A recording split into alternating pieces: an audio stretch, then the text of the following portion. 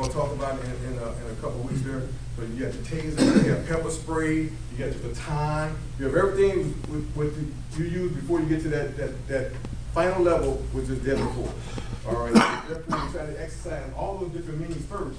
Sometimes you might have to jump from 0 up to the last step, depends on the situation.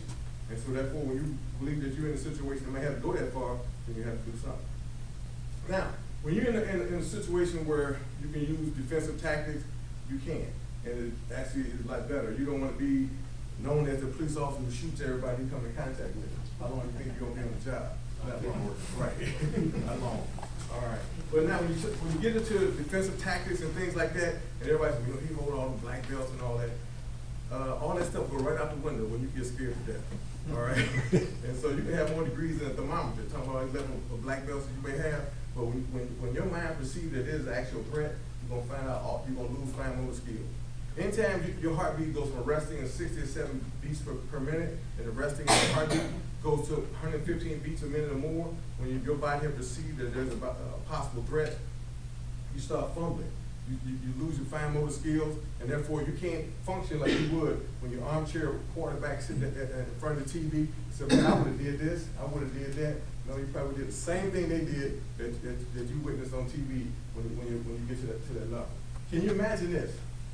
If you get a phone call saying that your loved one is hurt at the hospital, and you race up to the hospital, and then when you want to get in there and see that loved one right away, whether your kid, husband, wife, or whatever, and then all of a sudden they tell you triage, I need to get some information from you. They want to know the date of birth, they want to know the social security number of the patient. And can you think of all that stuff at that time? No, we can't. It's very difficult to do. And so that's the same thing is you got a split section. A split section. Oops, I keep saying second. Second. Okay. A split second to come up with a decision of how you should react, and then be able to articulate. And that's going to be the hardest part is articulate. Proven fact. There's a Dr. Lewinsky who runs the Force Science Institute up in Minnesota. Said that most policemen, when they get in their first shooting, when they ask for the accounts of what happened, they initially gonna lie. And we have to be conscious of that when you question a person right at the incident. So that's the reason why a lot of times they let you go home, go to sleep, and then come back and talk to them.